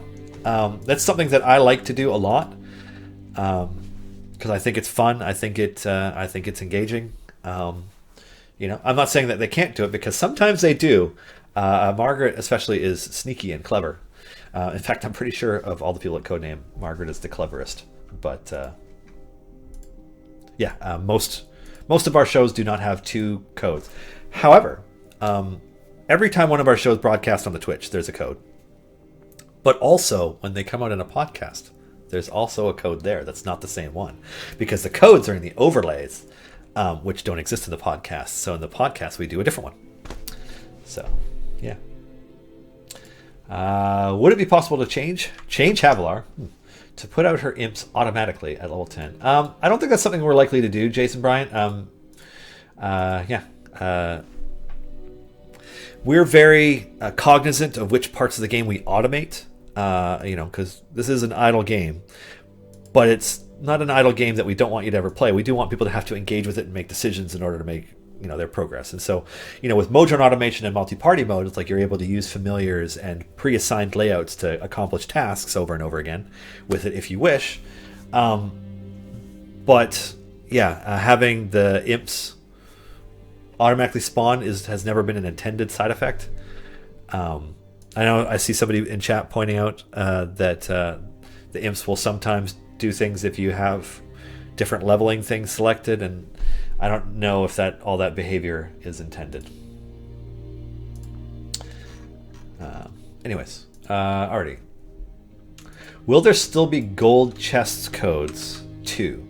That really depends, Human Rejection. So right now, what the plan is we're gonna transition over to Electrum Chests through our all of our streams, our podcasts, and then our partner streams and podcasts. And so that's going to take a little bit of time as we switch over. We don't plan to continue to give out gold chests through our live streams and podcasts, but there may be opportunities here and there to get free gold chests otherwise. If I'm not mistaken, the Eladrin race for Volania is not covered by Ashar's bonds. Any plan to add it? It is covered. This is on us in that Drow and Eladrin are elves in D&D. They're just like subspecies of elves, but they count as elves, and so that's how they're counted in bonds and in other buffs and abilities. And I could have sworn that we had in-game, we had it set so that it just said in elf. Oh, no, it doesn't. It just says Eladrin. Okay, so what I should do is I need to make a note, because I thought we had already fixed this, and I guess we haven't. Because, when the bond dwarves and elves should count for Eladrin as well. I could have sworn it said that in there, doesn't it? You know what I'm going to do? I'm going to do this thing where I probably have potions of specialization free, right? Boom. Ashara. Yes. Forms a friendship with your dwarf and elf champions, including Drow in your party. Oh, so it doesn't say Eladrin. It should. All right. I'll make a note for the dev team. Yeah, that's one of those things where it kind of functions on the assumed knowledge that in D&D that Eladrin are also elves. Eladrin are elves that never left the Feywild, and so they are still close to Corellin, the god that created the elves, and that's why they can shift between seasons, which impacts their personality. They're the Feywild elves, right? But then the Drow are the elves that got banished to the Underdark, and then there's all the other different types of elves that spread around the world, and you even have underwater ones and Shadowfell ones, like the Shatterkai and stuff, right? So, but they are all elves. So, yeah, it is covered, but it's not in the description. Yeah. How is the Bardic Inspiration mascot / familiar coming along? Hashtag Swordle the Bard. Garawara, I had forgotten about that because I was super busy yesterday and didn't get a chance to follow up on it. But I'm gonna highlight that for me as well. Boom. No, wait, that's too aggressive a color. I can't read that. There we go.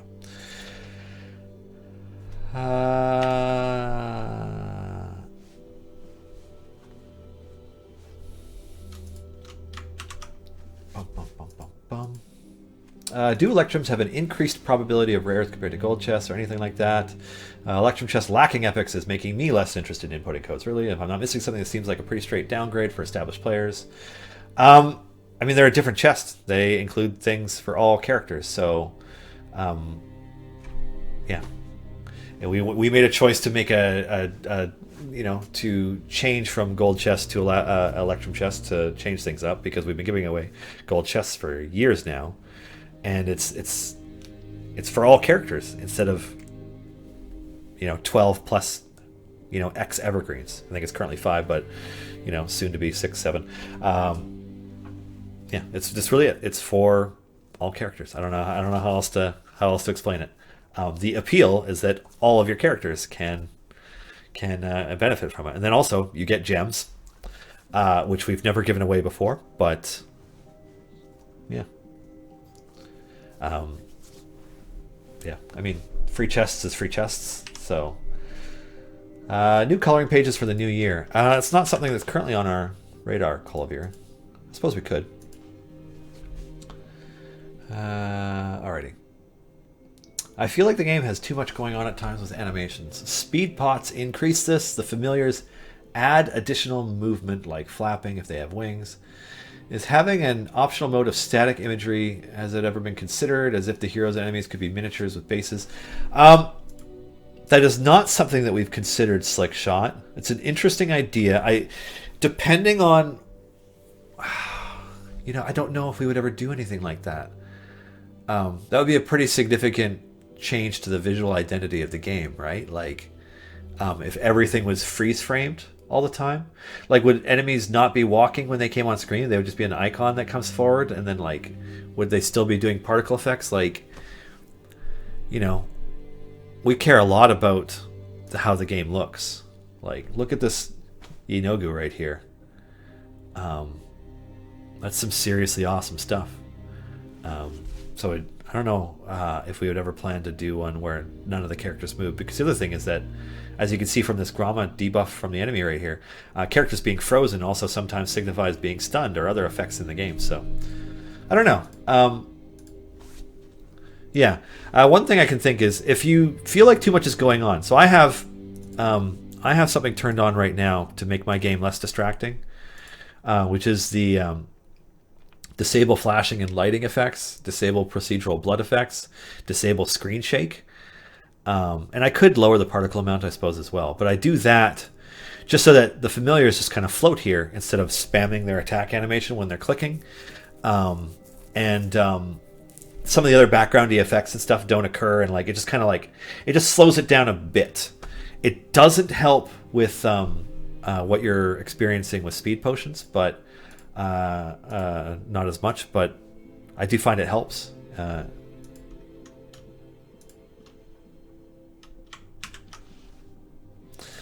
That's a cheeky response. SLC Yeti, but the game is not called Manual Champions. If it's not intended for idle play, why is it called Idle Champions? Because what you're describing is not the difference between passive and engaged play. What you're describing is, like, you don't want to have to make a choice for your character for Idle Champions. But at the end of the day, like, what we want is we want you to have to make choices, because making choices on how you set up your formation, on which specializations the characters are using, which order they're in, etc. Yes, those are manual things you have to do, but that is the game. The strategy of the game is to do that to overcome the objectives. So I don't know what to tell you. Like, we want we want you to have to make a choice. Yeah. But Modron automation lets you set it up and forget it. It does. How many choices do you need to make to set it up and forget it? You make all those choices still in Modron automation. You pick the formation, you pick the characters, you have the specializations picked out, you have the familiars placed in all the different positions. You make all of the choices still, and then you automate it to keep doing that after that. So I don't know what to tell you. Like, we're not going to remove all of the choice from the game. Like, we do want you to have to make them. Yeah.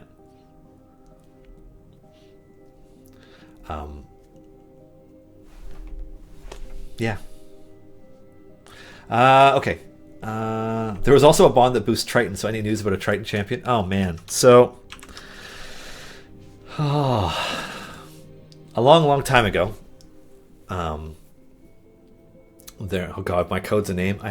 That's so annoying. It weirds me out seeing my name in chat. No, there are no plans to make a Triton champion at this time, or to include one. I did at one point start designing one that eventually became Warden, because one of the design criteria at the time ended up having to be that the character was a Warforged. And so the first design was a Triton, and then they became a Warforged that ended up being Warden. But that was actually after the bond for Tritons showed up. The bond for Tritons showed up after Ishii was introduced to the game, and it was because at that time we were like, okay, we were thinking about Ishii and what would make sense, and like we included it in there in the off chance that we ended up expanding out that party, and we didn't end up expanding out that party. So it's kind of a bit of a relic from that, a bit of future proofing in that we added a bunch of stuff to Ashar's bonds at the time, and like Triton was one of the ones that got added. But even now it's still kind of there, and there's still no plans for a Triton. I don't mind saying, at least not that I've seen. Yeah.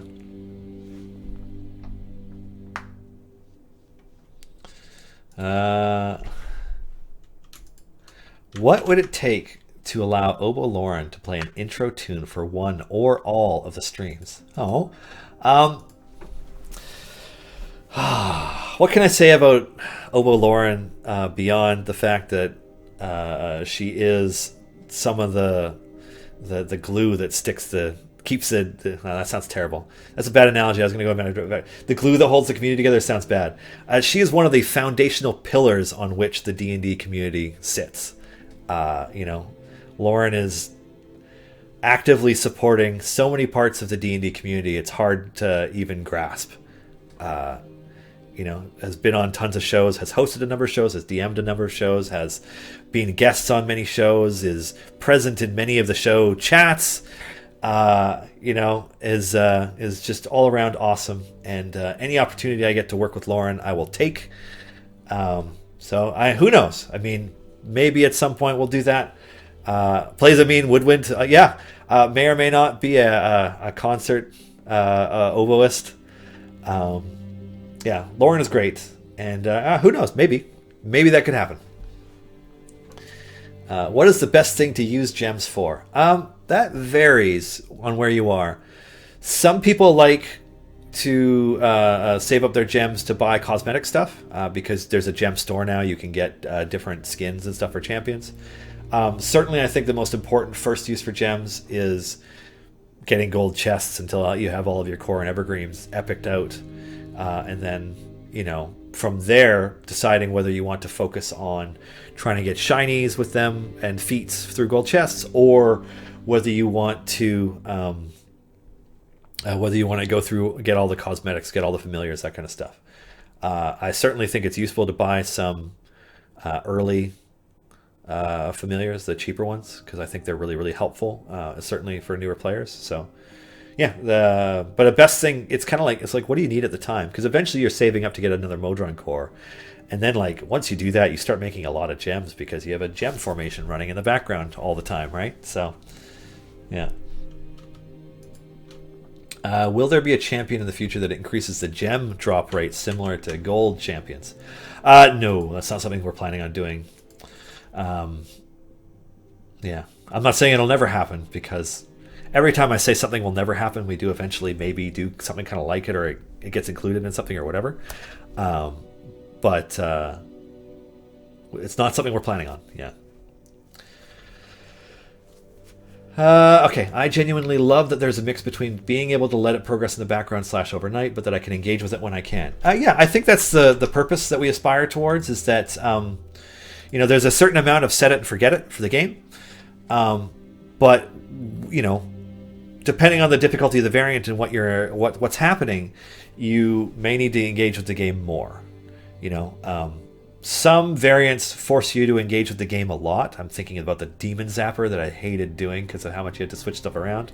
Or Never Split the Party, where things are constantly changing, and in order to make sure that you progress through all of it, you need to constantly evolve your formation. Like, there are times when there's a lot more active play than other times.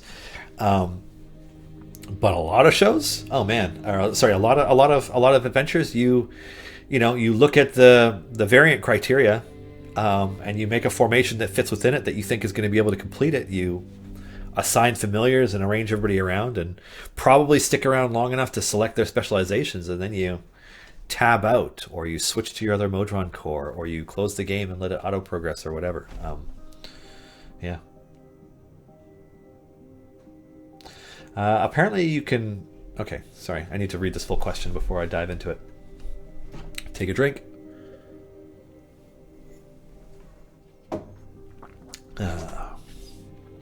Currently, you can only set the Modron automation to use any kind of potion once there are considerations to use... are there considerations to use multiple potions? Oh, okay, so you're asking whether or not Modron automation could have a more complex part of it, where you could choose to have it use one potion at one area and have it use another one of the same type later on, instead of selecting each type of potion once. That's not something that we're currently looking at doing. That's all. It sounds like we're getting closer to making it just straight up scripting, which, I mean, it's not super far off. I don't know. Maybe I'll make a note. Like, it's something I can pass along to the dev team. I'm not going to promise anything. Alrighty. Are there more plans for any shows on CNE Games? I know you just released a new one, which is very interesting. There absolutely are. There are 2 in development. One, which is easily the most ambitious show we've planned to date, that we hope everybody loves, because, as I was saying earlier, we're doing this one for you guys. So yeah, we're very, very excited for that one. We're excited to talk about it. Never mind for people to see and experience it, because I think it'll be our most popular thing that we've done. Not to knock any of our other amazing shows. I think everybody does their own shows, and they're all awesome in different ways. But I think this is the one that people will make a point of watching VODs or YouTube videos to catch up on, more so than a lot of our other ones. Like, I think it's our best idea so far. And so we will start talking about that one soon. Not yet, though. But yes, there are absolutely plans for more. And also, we also don't necessarily intend all of our shows to last forever. Improvised Champions will be taking a break soon, after they do a few more episodes. And the commitment for Champions of Psychology is for 10 episodes. And then after that, it's very much schedule depending for the stars of that show. They are very busy people, and it's hard to schedule a plan for more than 10 episodes at a time with that kind of thing. So we'll see with that one. But yeah, more coming. Mr. Bassy Bear, who is Dragonbait? Okay, so Dragonbait is a Sorial, which is an extraordinarily rare race in the Forgotten Realms, or even just in D&D canon. He's not originally from Chult. Dragonbait was introduced a long time ago, along with a woman named Alias, as part of a book trilogy that started with Azure Bonds. And so there was that trilogy, and then Dragonbait eventually made a reappearance when the Tomb of Annihilation TRPG book came out a few years ago, as the companion to Artis Cimber, who also is in a number of Forgotten Realms novels. Artis Cimber is the guy who's got the Ring of Winter. And so that's where Dragonbait got introduced for us. Is we used very much focused on the version of Dragonbait that was in the Tomb of Annihilation book, tied Dragonbait into the story for our Tomb of Annihilation campaign, and ultimately the finale of that campaign, because the first Evergreen Champion unlock in that campaign was Azaka Stormfang. The last one is Dragonbait, and that's after the campaign is completed when you've done all the stuff. So, yeah, that's who Dragonbait is. Dragonbait is this ultra noble Sorial paladin who speaks in scent. Yeah. Alrighty. Is there an ETA on another Modron core, and when it will come out? How much it'll cost? No, there isn't yet. That, when we have news from something like that, which is a pretty big deal, I think, because it's a lot. We'll get to it eventually, and there's certainly some really cool idea, and I just need to cringe for a minute at Garwar's Dragonbait joke. That was so bad, I don't even know what to do now. Do I just end the stream? Should I just turn it off? No, I got 5 more minutes. Okay. ETA and Modron Core. That is still TBD. Yeah. We'd like to do another one. It's something that's on our general plan for 2021. Beyond that, no information to share. Yeah. Alrighty, do extra familiars on the field do extra click damage, or is it just for faster collection of gold, etc.? So extra familiars on the field they don't increase the number of click damage, they increase the frequency of clicks. So each one adds more clicks per second to what's happening. And then on top of that, once you meet certain thresholds, they will automatically start to kill distractions in the background. Click distractions, but let's face it, we kill most of them. And they will also automatically pick up all of the quest items, tokens, and coins and stuff that drop on the ground, chests, etc. They will pick up the loot. And so once you have 6, as you can see on my screen and behind me, just above me, the gold is instantly picked up after each enemy dies. Each distraction that pops up in the background, whether it's a rat or whatever, basically explodes immediately, and the loot gets picked up. All right, Garwar, you've redeemed yourself there. Garwar smells like lemons is a good redemption if anybody is paying attention to, because that's a good reference to Dragonbait and how Dragonbait's scents work. So I approve. You are thus redeemed, sir. You're not so redeemed that you're going to escape the gauntlet of stuff that's going to happen to you tomorrow, but mostly redeemed, mostly. Anyways, yeah. So extra familiars, more clicks per second, not extra damage. Okay. Uneducated question. Is there a variant where the restrictions are based on a champion's age, like only champions that are older than 100 years? Hey, that's a good question. I don't know that we've done that. I'm going to pass that along. Yeah. Dupuis. That's a good one, if we haven't done it.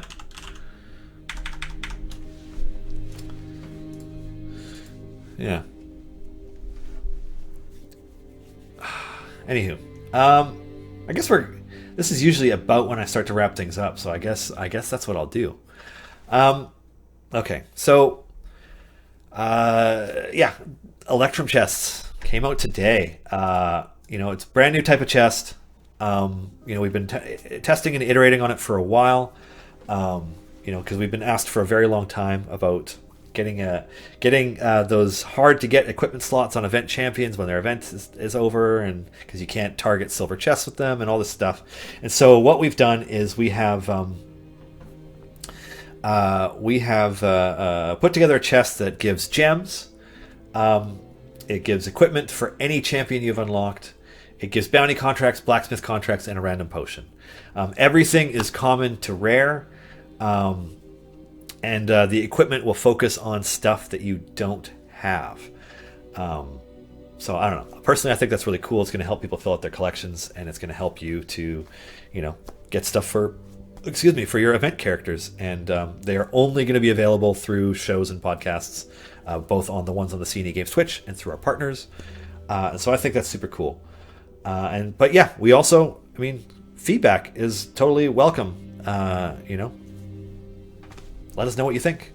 I'm gonna make a highlight after this episode's over with the last time that Dupuis explained everything, and so I can start sharing that out on our channels so that people get it. Anyways, yeah, and one final question before I wrap things up. Star Chaser 43 chat: did anyone ask Dylan if there will be any more D&D game streams? Why, yes, there will. Anyways, that's all we have for today.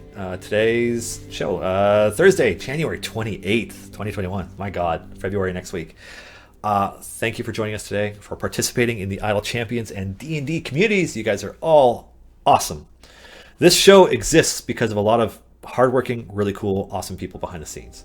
Most notably today, including our producer moderator Jay, and our partners at Dungeons and Dragons, as well as a huge thanks to Chris Dupuis for taking time out of his schedule to join me. Really appreciate it. And we started to talk a little bit about our next character.